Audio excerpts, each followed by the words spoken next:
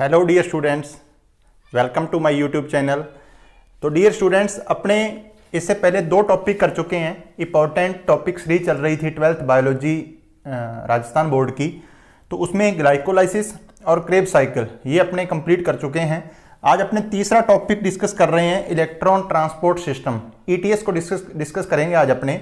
और आप जानते हैं कि ईटीएस जो है, मैंने पहले भी बताया था क्यों ईटीएस जो है उसका काम क्या है। इलेक्ट्रॉन ट्रांसपोर्ट सिस्टम जो है उसके अंदर आपने जो ग्लाइकोलाइसिस के अंदर जो आपने जब पायरुविक एसिड से एसिटाइल कोएंजाइम ए बनाया था, जिसको कनेक्टिव लिंक बोलते हैं, संयोजक कड़ी बोलते हैं, ग्लाइकोलाइसिस और क्रेब्स साइकिल के बीच की, या आपने क्रेब्स साइकिल के अंदर जितने भी NADH2 FADH2 बनाए हैं, उनसे यहाँ पर इस सिस्टम में, इलेक्ट्रॉन ट्रांसपोर्ट सिस्टम में ATP प्रोड्यूस की जाएगी, ATP का निर्माण किया जाएगा। क्योंकि अपनी बॉडी के लिए, अपने शरीर के लिए जो वास्तविक ऊर्जा की मुद्रा है, जो यूनिवर्सल एक करेंसी है, तो वो ATP है। ठीक है, ये अपने काम की नहीं आती, इनको पहले ATP में बदला जाएगा और फिर उस ATP का अपनी बॉडी जो है वो यूज करती है। ओके, तो देखो ग्लाइकोलाइसिस जब आपने किया था, थोड़ा सा फर्स्ट रैपिड रिवीजन है, उसमें आपने 2 NADH2 की फॉर्मेशन की थी, 2 मॉलिक्यूल बनाए थे NADH2 के। पायरुविक एसिड से जब एसिटाइल कोएंजाइम ए की फॉर्मेशन की थी, यानी कनेक्टिव लिंक जो था, तब आपने 2 NADH2 की फॉर्मेशन की थी। अपने ये ग्लाइकोलाइसिस और क्रेब्स साइकिल वाली वीडियो में आप दोबारा से देख सकते हो। क्रेब्स साइकिल के अंदर आप टोटल 4 जगह ऑक्सीडेशन हुआ था, जिसमें 3 जगह तो आपने 2-2 करके 6 NADH2 की फॉर्मेशन हुई थी वहां पर, और एक जगह पर जब सक्सिनिक एसिड से फ्यूमेरिक एसिड बन रहा था, तो उस समय वहां पर 2 FADH2 की फॉर्मेशन हुई थी। तो टोटल अपने पास 2, 2, 4 और 6, 10। तो 10 तो NADH2 है और 2 FADH2 हैं, और यही 10 NADH2 और 2 FADH2 जो है, ये इलेक्ट्रॉन ट्रांसपोर्ट सिस्टम में जाकर ATP का निर्माण करेंगे। ठीक है, उसके बाद देखिए, एक NADH2 से 3 ATP बनते हैं, जबकि एक FADH2 से 2 ATP का निर्माण होता है। तो देखो आपके पास टोटल 10 NADH2 हैं, तो 10 NADH2 हैं तो 1 से 3 बनते हैं, तो टोटल 30 ATP बनाएगा NADH2 जो है आपके पास, ग्लाइकोलाइसिस से लेकर क्रेब्स साइकिल तक। और एक FADH2 है, सॉरी 2 FADH2 हैं, और एक FADH2 से 2 ATP की फॉर्मेशन होती है। तो यहां बनेंगे आपके पास कितने? 4 ATP, 4 ATP की फॉर्मेशन होगी। ठीक है, और ग्लाइकोलाइसिस के प्रोसेस में आपने देखा था कि आपके पास नेट प्रॉफिट जो हुआ था ATP का, वो हुआ था 2 ATP। ठीक है, प्लस क्रेब्स साइकिल में आपने 2 GTP का फॉर्मेशन किया था, है ना। और GTP मैंने आपको बताया था कि एडिनोसिन ट्राइफॉस्फेट के ही इक्वल होती है। तो यहां पर ये 2 ATP ये हो गई। तो देखिए 34, 36 और 38 ATP की फॉर्मेशन होती है एरोबिक रेस्पिरेशन में, वायवीय श्वसन में। लेकिन मैंने आपको कल बताया था कि कहीं कहीं पर आपको ये लिखा हुआ मिलता है 36 ATP। तो उसका रीजन सुनिए क्या है। देखो, ये माइटोकॉन्ड्रिया है, अपने सिंपल एक वैसे डायग्राम बना रहे हैं, और ये वो सेल है जिसके अंदर ये माइटोकॉन्ड्रिया प्रेजेंट है। तो देखो ग्लाइकोलाइसिस कहाँ चला था? ग्लाइकोलाइसिस जो है वो यहाँ चला था, साइटोप्लाज्म में। तो इसका मतलब ये जो 2 NADH2 हैं, ये कहाँ बने हैं? ये साइटोप्लाज्म में बने हैं। ठीक बात। इन NADH2 को ATP में कन्वर्ट करने का जो काम है वो यहां चलेगा, इस इनर मेम्ब्रेन के अंदर। माइटोकॉन्ड्रिया की जो इनर मेम्ब्रेन अभी अपने देखेंगे, इस NADH2 से ATP प्रोड्यूस करने का काम, फॉर्म करने का काम यहां चलना है। तो इसका मतलब यह है कि इस NADH2 को पहले माइटोकॉन्ड्रिया के अंदर, फिर मैट्रिक्स के अंदर, और फिर इस मेम्ब्रेन में इंटर होना होगा, मेम्ब्रेन तक जाना होगा। तो इस NADH2 को इस इनर मेम्ब्रेन तक पहुंचाने का काम 2 शटल करते हैं। 2 प्रकार के शटल हमारी सेल्स में प्रेजेंट होते हैं, और उन शटल के नाम हैं, एक शटल का नाम है malate aspartate shuttle, malate aspartate shuttle है, और दूसरे का नाम है ग्लिसरॉल फॉस्फेट शटल। फिर से सुनिए, ग्लाइकोलाइसिस की प्रोसेस में जो 2 मॉलिक्यूल NADH2 के बने हैं, ये ATP बनाने के लिए इनको इनर मेम्ब्रेन तक जाना जरूरी है माइटोकॉन्ड्रिया के, और इनको वहां पहुंचाने का काम 2 प्रकार के शटल करते हैं, 2 प्रकार के वाहक करते हैं उनके नाम हैं, एक का नाम है मैलेट एस्पार्टेट शटल और दूसरे का नाम है ग्लिसरॉल फॉस्फेट शटल। अब यहां सबसे इंपॉर्टेंट, अगर तो ये NADH2 जो है वो मैलेट एस्पार्टेट शटल के द्वारा के थ्रू इनर मेम्ब्रेन तक पहुंचते हैं, तब तो इन दो NADH2 से टोटल ATP जो फॉर्म होती है वहां जाकर वो होती है 6 ATP, यानी NADH2 से एक NADH2 से 3 ATP और 2 NADH2 से टोटल कितनी होगी 6 ATP। लेकिन अगर ये NADH2 को ले जाने का काम ये ग्लिसरॉल फॉस्फेट शटल करता है तो फिर एक NADH2 से 3 ATP की फॉर्मेशन नहीं होती, एक NADH2 से सिर्फ कितनी ATP की फॉर्मेशन होती है 2 की। तो टोटल 2 मॉलिक्यूल है तो कितनी ATP बनती है 4 ATP बनती है।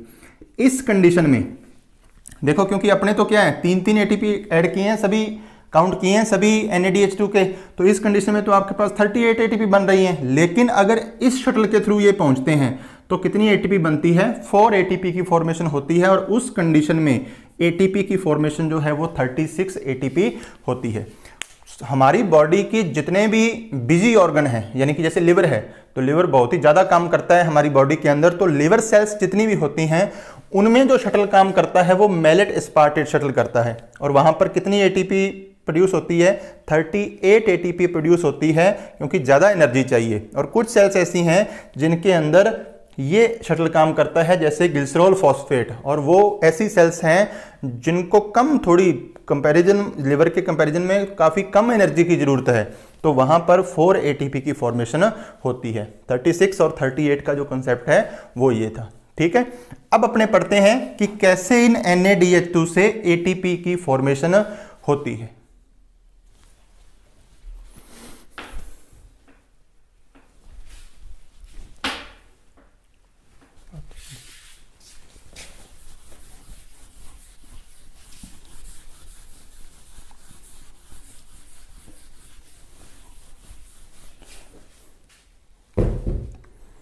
बहुत ध्यान से आपको देखना है। यहां से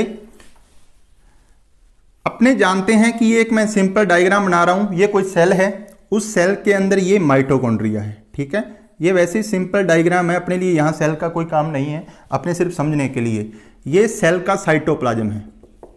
ठीक है, और ये साइटोप्लाज्म है और ये जो है ये माइटोकॉन्ड्रिया, ये साइटोप्लाज्म है। ठीक है, और ये माइटोकॉन्ड्रिया की मैट्रिक्स है, अपने इसकी बात करते हैं, ये माइटोकॉन्ड्रिया की मैट्रिक्स। और अपने जानते हैं जो इनर मेम्ब्रेन होती है माइटोकॉन्ड्रिया की, उस पर छोटे छोटे पार्टिकल्स लगे होते हैं जिनको F1 कण कहते हैं, F1 पार्टिकल बोलते हैं, ये है इनर मेम्ब्रेन।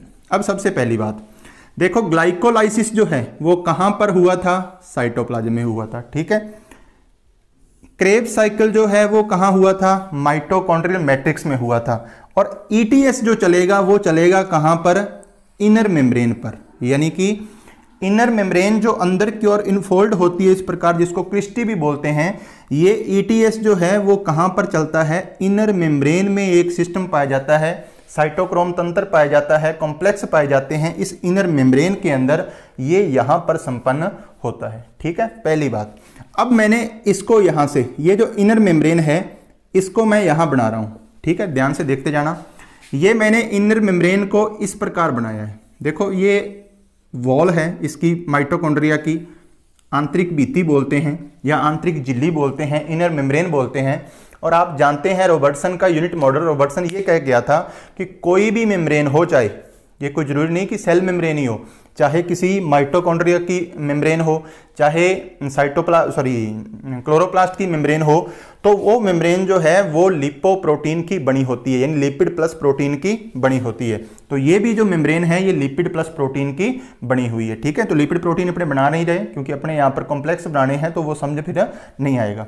देखो ये है मेम्ब्रेन, इसको मैं लिख देता हूँ यहाँ पर, इसको मैंने शो कर दिया IM से, यानी ये इनर मेम्ब्रेन है। तो देखो इनर मेम्ब्रेन के ऊपर वाला पार्ट जो है वो कौन सा हो जाएगा, ये हो जाएगा पेरीमाइटोकॉन्ड्रियल स्पेस, ये है पेरीमाइटोकॉन्ड्रियल स्पेस, ये वाला जो स्पेस है। ठीक है, और इसके इनर मेम्ब्रेन के नीचे देखो क्या है, ये वाला, यहां है मैट्रिक्स। ये सिंगल जो लाइन दिख रही है ना आपको, वो ये है, ऐसे बनाया गया है उसको बड़ा करके, ठीक है, समझाने के लिए। अब टोटल इस इलेक्ट्रॉन ट्रांसपोर्ट सिस्टम में जब NADH2 और FADH2 से ATP प्रोडक्शन किया जाएगा, फॉर्मेशन की जाएगी, तो टोटल 5 कॉम्प्लेक्स काम करते हैं यहाँ पर, टोटल 7 करते हैं, जिसमें से कॉम्प्लेक्स 5 कॉम्प्लेक्स जो हैं वो तो होते हैं नॉन मोटाइल। नॉन मोटाइल मतलब जहां जो कॉम्प्लेक्स लगा हुआ है वहीं स्टेबल है, मूवमेंट नहीं कर सकता, चल नहीं सकता, ठीक है, अचल वाहक हैं। और 2 कॉम्प्लेक्स ऐसे हैं, यहां मैं लिख देता हूं, ये हैं नॉन मोटाइल। 5 कॉम्प्लेक्स तो कैसे हैं, नॉन मोटाइल हैं। और 2 कॉम्प्लेक्स जो हैं वो हैं मोटाइल नेचर के, मोटाइल कॉम्प्लेक्स, और ये नंबर में कितने हैं, 2। तो टोटल 7 कॉम्प्लेक्स अपने यहां पर बनाएंगे। पहले उनके नाम, या पहले ड्रॉ कर लेते हैं, फिर अपने यहां पर उनके नाम देखते हैं। देखो जो पहला कॉम्प्लेक्स है,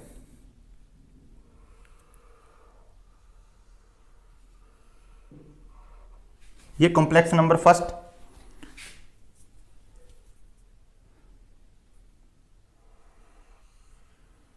ये कॉम्प्लेक्स नंबर सेकंड,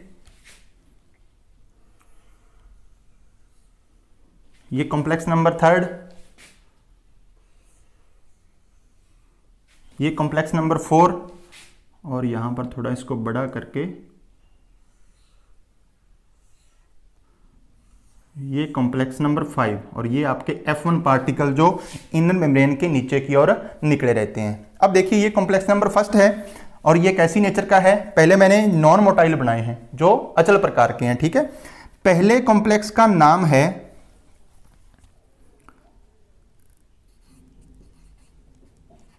FMN। इसके मतलब कॉम्प्लेक्स फर्स्ट के जो कंपोनेंट हैं, जो जो इसके अंदर प्रेजेंट है, कॉम्प्लेक्स का मतलब होता है 2 या 2 से ज्यादा किन्हीं कंपाउंड से मिलकर बनी हुई एक स्ट्रक्चर, तो वो कॉम्प्लेक्स है पूरा का पूरा। और इसके कंपोनेंट जो हैं जिनसे ये मिलकर बना है, उनके नाम लिख रहा हूं मैं, FEN, FES, ये फ्लेमिन मोनोन्यूक्लियोटाइड, फेरस सल्फर प्रोटीन, और साथ ही साथ NADH यूबिक्विनोन ऑक्सीडोरिडक्टेज। ये एक पूरा फर्स्ट कॉम्प्लेक्स है, इतना, ये पहले कॉम्प्लेक्स का नाम है, ठीक है। सेकंड जो कॉम्प्लेक्स है उसका नाम है, उसके जो कंपोनेंट होंगे वो है फेरस सल्फर प्रोटीन और सक्सीनेट यूबिक्विनोन ऑक्सीडोरिडक्टेज। ये सेकंड कॉम्प्लेक्स के कंपोनेंट हैं इस वाले के, ठीक। तीसरा जो कॉम्प्लेक्स है उसके जो कंपोनेंट हैं वो है साइटोक्रोम बी और साइटोक्रोम C1, ये थर्ड कॉम्प्लेक्स के कंपोनेंट हैं, ठीक है। चौथा जो कॉम्प्लेक्स है उसके कंपोनेंट हैं साइटोक्रोम A और साइटोक्रोम A3, ठीक है। साथ ही साथ यहां पर 2 कॉपर सेंटर भी प्रेजेंट होते हैं, ये भी ध्यान रखना है, 2 कॉपर सेंटर भी प्रेजेंट होते हैं। कौन से कॉम्प्लेक्स में, चौथे कॉम्प्लेक्स में। और पांचवा और लास्ट कॉम्प्लेक्स जो है वो है ATP सिंथेटेज, ये 5th कॉम्प्लेक्स का नाम है। तो देखो जो 5 कॉम्प्लेक्स आपके सामने बने हुए हैं इनके नाम है। ये फर्स्ट कॉम्प्लेक्स है जिसमें कौन कौन से कंपोनेंट हैं, FMN, FES, NADH ubiquinone oxidoreductase. Second complex के कंपोनेंट कौन कौन से हैं, ferrous sulphur protein, succinate ubiquinone oxidoreductase. Third complex के cytochrome B, cytochrome C1। Fourth complex के साइटोक्रोम A, साइटोक्रोम A3, और 2 यहां पर कॉपर सेंटर होते हैं। और 5th कॉम्प्लेक्स के ATP सिंथेटेज। अब देखना ध्यान से, अब मैंने आपको बताया ये तो बात हुई किनकी, जो 5 नॉन मोटाइल कॉम्प्लेक्स हैं, ठीक है। अब अगर बात करें मोटाइल कॉम्प्लेक्स की, तो मोटाइल कॉम्प्लेक्स 2 होते हैं, मैंने अभी बताया आपको। कौन कौन से हैं, एक तो है यूबिक्विनोन, पहले जो कॉम्प्लेक्स का नाम है मोटाइल का वो है यूबिक्विनोन, और कहां पाया जाता है, यहां पाया जाएगा। किन किन कॉम्प्लेक्स के बीच में, फर्स्ट और थर्ड के बीच में, या सेकंड और थर्ड के बीच में, ये भी कह सकते हो, ठीक है। तो ये क्या है, यहां मूवमेंट कर सकता है, यहां से लेकर यहां तक फर्स्ट और थर्ड के बीच में क्या कर सकता है, मूवमेंट कर सकता है, चल सकता है, इसलिए मोटाइल नेचर का है। और सेकंड जो चलवाहक है, मोटाइल वेक्टर है, वो है साइटोक्रोम C, ये दोनों मोटाइल नेचर के हैं। और साइटोक्रोम सी कहाँ पाया जाएगा? ये कॉम्प्लेक्स नंबर 3 और कॉम्प्लेक्स नंबर 4 इनके बीच में प्रेजेंट होता है, यानी कि ये यहां पर इन दोनों के बीच में मूवमेंट कर सकता है। ठीक है, अब इनको देखते हैं अपने कि इनका काम क्या क्या है, कैसे कैसे काम करते हैं। अब एक बात देखो, यहां पर आपने NADH2 बनाई थी ग्लाइकोलाइसिस में, मैट्रिक्स में आपने NADH2 की फॉर्मेशन की थी। तो सबसे पहले कॉम्प्लेक्स नंबर जो फर्स्ट है, यहां पर क्या होगा, जो आपने NADH2 बनाई थी वो डिहाइड्रोजनेज एंजाइम की प्रेजेंस में ब्रेक हो जाएगी NAD+ के अंदर। अब मुझे एक बात बताओ, जब आप NADH2 को NAD में तोड़ोगे तो आपके पास दो चीजें फ्री होंगी, यहां पर दो तो H+ आयन फ्री होंगे और दो फ्री होंगे इलेक्ट्रॉन। ठीक है, तो यहां से जो दो H+ आयन फ्री हुए उनको तो मैंने यहां नोट कर दिया। ओके, और जो दो इलेक्ट्रॉन निकले हैं उनको रिसीव किया कॉम्प्लेक्स नंबर फर्स्ट ने। और कॉम्प्लेक्स नंबर फर्स्ट के कंपोनेंट कौन कौन से हैं? FMN, FES, NADH, UB quinone, oxido reductase. ये कॉम्प्लेक्स जो हैं वो दो इलेक्ट्रॉनों को क्या करते हैं? रिसीव करते हैं। ये एक दूसरे को ऐसे देते रहते हैं। इन दोनों के नाम लिख देता हूं मैं। सबसे पहले FMN, इसने दे दिए FES को। ठीक है, अब ये तो हुई कॉम्प्लेक्स नंबर कौन से की बात? फर्स्ट की बात। अब यहां इनके बीच में मैंने बताया था कौन सा मोटाइल है? UB क्विनोन है। अब ये फेरस सल्फर जो है, ये अपने दोनों इलेक्ट्रॉन जो FMN को मिले थे, FMN ने FES को दिए, और ये अब दोनों इलेक्ट्रॉन जो है वो किसको ट्रांसफर कर देगा? इस कॉम्प्लेक्स को ट्रांसफर कर देगा जिसका नाम है UB क्विनोन। UB क्विनोन इन इलेक्ट्रॉनों को रिसीव करके पूर्णतया अपचयित हो जाता है, कंप्लीटली रिड्यूस हो जाता है। क्योंकि जब आप किसी कंपोनेंट को इलेक्ट्रॉन देते हो और वो जब इलेक्ट्रॉन ग्रहण करता है, रिसीव करता है, तो वो कंप्लीटली क्या हो जाता है? रिड्यूस हो जाता है, अपचयित हो जाता है। ये था कॉम्प्लेक्स नंबर मोटाइल नेचर का था जो UB क्विनोन। जैसे ये अपचयित हुआ, रिड्यूस्ड हुआ, ये तो NADH की बात हुई। अब ये कॉम्प्लेक्स नंबर कौन सा है? सेकंड है, जिसका नाम क्या है? FES succinate UB quinone oxido reductase. अब याद करो, आपने क्रेब्स साइकिल में एक जगह पर FADH2 की भी तो फॉर्मेशन की थी, और वो कौन सा प्रोसेस था? जब आपने सक्सिनिक एसिड से फ्यूमेरिक एसिड की फॉर्मेशन की थी। तो वो जो FADH2 है, यहां से ये FADH2 को डिहाइड्रोजनेज एंजाइम, और ये डिहाइड्रोजनेज एंजाइम याद रखना, ये एक ही ऐसा एंजाइम है जो इस वॉल में प्रेजेंट होता है, यानी उसका कुछ पार्ट जो है ये वॉल के अंदर है और FAD में कन्वर्ट हो जाता है। कल को आप कॉम्पिटिटिव एग्जाम दोगे तो आपको कोई पूछे कि क्रेब्स साइकिल के जो एंजाइम हैं वो बाकी सारे एंजाइम मैट्रिक्स में प्रेजेंट होते हैं, लेकिन यहाँ जो यूज किया गया सक्सिनिक डिहाइड्रोजिनेज वो इस वॉल में, इनर वॉल के पास प्रेजेंट होता है। ठीक है, तो ये FADH2 किस में ब्रेक हुआ? FAD में। वही चीज यहां फ्री हुई, दो तो H+ आयन फ्री हुए और दो क्या हुए? Electron free. अब उन दोनों इलेक्ट्रॉनों को कौन लेगा? FES। ये दो इलेक्ट्रॉन ले लिए यहां से FES ने। ठीक है, और FES भी अब अपने इलेक्ट्रॉन किसको दे देगा? इस वाले सिस्टम को दे देगा। ठीक है, क्या था इसका नाम? UB quinone. अब UB क्विनोन ने इससे भी इलेक्ट्रॉन रिसीव कर लिए और इससे भी इलेक्ट्रॉन रिसीव करेगा यही। अब ये ध्यान रखना कि मान लो मैंने पहले NADH2 से ATP बनाने हैं, तो आप इसको भूल जाइए एक बार। ठीक है, इस सिस्टम को आप एक बार निगलेक्ट कर दीजिए। ये दो इलेक्ट्रॉन UB क्विनोन ने लिए, UB क्विनोन इन दोनों इलेक्ट्रॉनों को ट्रांसफर करेगा कॉम्प्लेक्स नंबर 3 के पास। कॉम्प्लेक्स नंबर 3 को नहीं देगा इलेक्ट्रॉन, कॉम्प्लेक्स नंबर 2 को नहीं देगा, कॉम्प्लेक्स नंबर 2 से तो लेगा। कब? जब FADH2 किस में टूटेगा? FAD के अंदर। ठीक है, तो कॉम्प्लेक्स नंबर फर्स्ट से इलेक्ट्रॉन लिए UB क्विनोन ने, UB क्विनोन ने उन दोनों इलेक्ट्रॉनों को कॉम्प्लेक्स नंबर किसको दे दिया? 3 को दे दिया। और कॉम्प्लेक्स नंबर 3 में कौन है? Cytochrome B। ये इलेक्ट्रॉन चले गए साइटोक्रोम B के पास। साइटोक्रोम B दे देगा साइटोक्रोम C1 को। ठीक है, ये देखो सेकंड साइटोक्रोम C है। अब ये साइटोक्रोम C जो है ये अपने इलेक्ट्रॉन देगा किसको? इस वाले कॉम्प्लेक्स को। ये कॉम्प्लेक्स जो है जो मोटाइल नेचर का है, जिसका नाम क्या है? Cytochrome C। ये इलेक्ट्रॉन साइटोक्रोम C यहां से लेगा और ले जाकर किसको दे देगा? कॉम्प्लेक्स नंबर 4 को। और कॉम्प्लेक्स नंबर 4 में कौन है? साइटोक्रोम A और साइटोक्रोम A3। यहां मैं कॉपर सेंटर नहीं लिख रहा इसके अंदर, तो इसने लिया साइटोक्रोम ए को और साइटोक्रोम ए ने दिया साइटोक्रोम A3 को। हालांकि ये वाला जो है साइटोक्रोम सी जो मोटाइल है ये सबसे पहले कॉपर सेंटर फर्स्ट को देता है इलेक्ट्रॉन। कॉपर सेंटर फर्स्ट जो है वो साइटोक्रोम ए को देता है, साइटोक्रोम ए जो है वो कॉपर सेंटर 2 को देता है, कॉपर सेंटर 2 जो है वो साइटोक्रोम A3 को देता है। तो वो आप चाहे नोट करना तो करना, नहीं तो कोई दिक्कत नहीं, क्योंकि अपनी थ्योरी जो है वो इस अकॉर्डिंग है जो मैं समझा रहा हूं आपको, ठीक है। तो ये इलेक्ट्रॉन साइटोक्रोम A3 तक पहुंचे। यहां तक जाते जाते इन इलेक्ट्रॉन्स की ऊर्जा जो है वो बिल्कुल क्या हो जाती है, कम हो जाती है। अब वो आगे किसी साइटोक्रोम सिस्टम में प्रवेश नहीं करते। तो इन दोनों इलेक्ट्रॉनों को यहां रिसीव करता है, और वेरी इंपॉर्टेंट क्वेश्चन है ये जो दो इलेक्ट्रॉन है इनको यहां पर रिसीव करेगा ऑक्सीजन का एक एटम। देखो हाफ ऑक्सीजन लिखा है तो मतलब ऑक्सीजन का एक एटम। और ये जो 2H+ आयन फ्री हुए थे यहां, ये भी जाएंगे यहां पर, और यहां पर फॉर्मेशन कर दी जाएगी किसकी, वाटर के मॉलिक्यूल की। दो इलेक्ट्रॉन, हाफ एटम किसका है, सॉरी एक एटम किसका है, ऑक्सीजन का, और 2H+ आयन, और यहां पर वाटर की फॉर्मेशन, वाटर के एक मॉलिक्यूल की फॉर्मेशन कर दी जाएगी। ऐसा ही यहां होगा। देखो FADH2 FAD में टूटा, 2H+ आयन फ्री हुए, 2 इलेक्ट्रॉन फ्री हुए। इन दोनों इलेक्ट्रॉनों को FES ने लिया, कॉम्प्लेक्स नंबर सेकंड का था जो।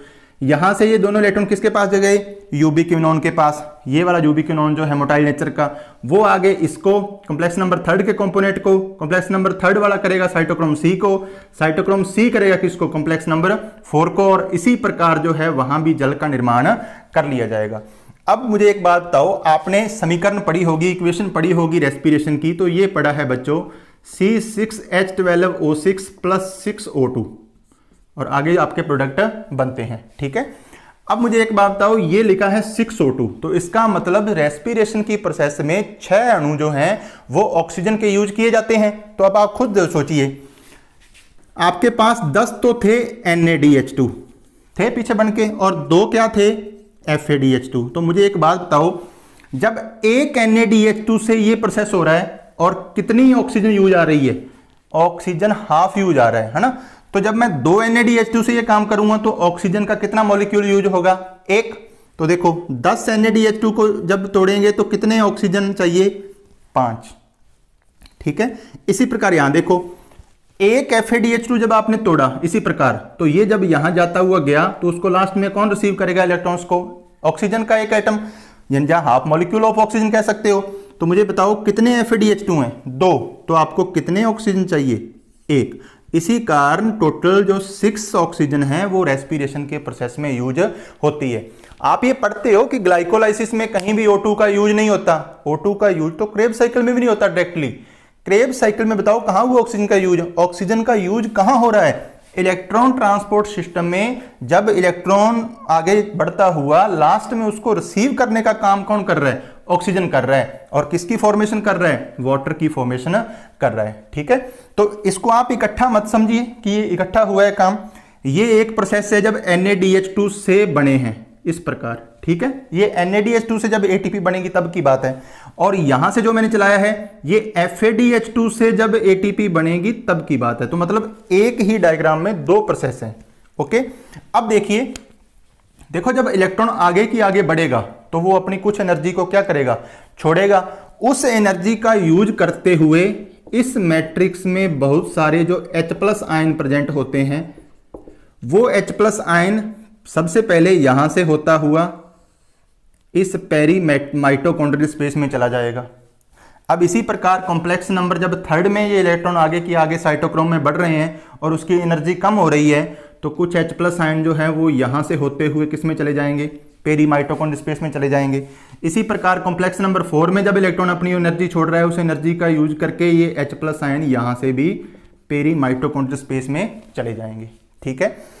अब एक साइंटिस्ट था पीटर मिशेल, उसने थ्योरी दी थी कीमोऑस्मेटिक थ्योरी, और उसने बताया था कि जब यहां से ये जो मैट्रिक्स है यहां से H+ आयन जाते हैं पेरी माइटोकॉन्ड्रियल स्पेस में, तो 2 चीजें यहां पर, 2 प्रकार का जो घटनाएं घटित होती है यहां पर। कौन कौन सी, देखो H+ आयन जो है वो एसिडिक मीडियम का कारण है, तो जब ये H+ आयन यहां से मूवमेंट करके पेरी माइटोकॉन्ड्रियल स्पेस में चले गए तो यहां की और यहां की दोनों जगह की पीएच में अंतर आ जाता है, पीएच में डिफरेंस हो जाता है, एक बात। सेकंड, उसने कहा कि जब ये H+ आयन ऊपर जाते हैं इलेक्ट्रॉन की एनर्जी कम होते होने के कारण, तो यहां के और यहां के विद्युत विभव यानी कि इलेक्ट्रिकल पोटेंशियल में भी डिफरेंस आ जाता है। और इन दोनों के कारण, किनके कारण? पीएच में डिफरेंस आने के कारण और इलेक्ट्रिकल पोटेंशियल विद्युत विभव के में अंतर होने के कारण ये H+ आयन जो हैं ये एक विशेष प्रकार का फोर्स, विशेष प्रकार का बल फील करते हैं, अनुभव करते हैं, और उसका नाम है बल का PMF। पूरा नाम प्रोटॉन मोटिव फोर्स। देखो फिर से सुनो, पीटर मिशेल क्या कहता है कि जब ये H+ आयन किसके कारण? इलेक्ट्रॉन की कम होती एनर्जी के कारण ये मैट्रिक्स से जाते हैं कहां पर? पेरी माइटोकॉन्ड्रियल स्पेस में। तो इनके जाने से दो तरह की घटनाएं होती हैं। कौन कौन सी? एक तो यहां और यहां के पीएच में अंतर आ जाता है, और एक यहां और यहां के विद्युत विभव में, इलेक्ट्रिकल पोटेंशियल में फर्क आ जाता है, जिसके कारण क्या हुआ? इन दोनों के कारण यहां पर एक विशेष प्रकार का फोर्स क्रिएट होता है जिसका नाम है प्रोटॉन मोटिव फोर्स। और इस फोर्स के कारण ये H+ आयन जो हैं वो वापिस कॉम्प्लेक्स नंबर 5th से होते हुए किस में आते हैं? मैट्रिक्स में आते हैं। और कॉम्प्लेक्स नंबर 5th का नाम क्या है? ATP synthetase.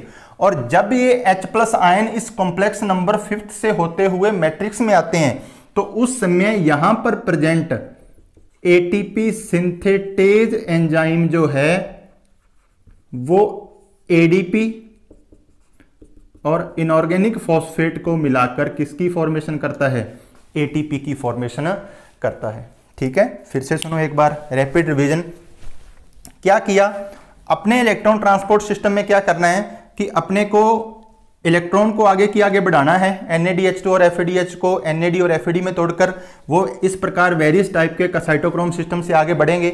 जब इलेक्ट्रॉन आगे बढ़ेगा तो वो एनर्जी रिलीज करेगा, जिसके कारण इस मैट्रिक्स से H+ आयन जो हैं वो पेरी माइटोकॉन्ड्रियल स्पेस में जाएंगे। और पेरी माइटोकॉन्ड्रियल स्पेस में जाने से दो तरह की घटनाएं हुई कि एक तो यहां और यहां के पीएच में डिफरेंस हो गया, और सेकंड यहां और यहां के विद्युत विभव में डिफरेंस हो गया, जिसके कारण यहां पर ये H+ आयन जो है एक विशेष प्रकार का प्रोटॉन मोटिव फोर्स फील करते हैं, जिसके कारण ये वापिस कहां आते हैं? अब मैट्रिक्स में। और जब ये मैट्रिक्स में आते हैं तो कॉम्प्लेक्स नंबर 5th का एटीपी सिंथेटेज एंजाइम जो है वो एडीपी और आईपी को मिलाकर एटीपी की फॉर्मेशन कर देता है। अब आप एक खुद बात सोचो कि एक NADH2 से 3 ATP क्यों बने? तो आप खुद देखो, ये NADH2 है और ये क्या लिखा? NAD में बदल रहा है। और इसके आगे देखो कितनी बार H+ आयन आगे जा रहे हैं ऊपर, 1, 2 और 3 बार। ठीक है, तो ये 3 ATP बनेंगे इससे। इधर देखो ये FADH2 से FAD, और इससे आगे देखो 1 और 2 बार H+ आयन जो है वो ऊपर जा रहे हैं, तो इस कारण यहां से 2 ATP की फॉर्मेशन होती है। तो ये था इलेक्ट्रॉन ट्रांसपोर्ट सिस्टम। थोड़ा कॉम्प्लेक्स है, लेकिन इस वीडियो को गारंटी बात है अगर आप 2 बार देख लेते हो तो आपको इलेक्ट्रॉन ट्रांसपोर्ट सिस्टम में कभी भी दिक्कत नहीं आएगी। अब आप समझोगे कैसे इसको? सबसे पहले ये 5 कॉम्प्लेक्स और 2 मोटाइल कॉम्प्लेक्स हैं, इनके नाम पता होने चाहिए आपको। ठीक है, और फिर ये वाला डायग्राम जो है ये आपको ये समझने के लिए है। आपकी बुक में एक और डायग्राम बना हुआ है, आप वो ड्रॉ कर सकते हो एग्जाम के अंदर, लेकिन आपकी जो थ्योरी है आपकी बुक में वो इस डायग्राम से आपको समझ आएगी। ओके स्टूडेंट, आज के लिए इतना ही, फिर मिलते हैं नए टॉपिक के साथ। तब तक के लिए जय हिंद।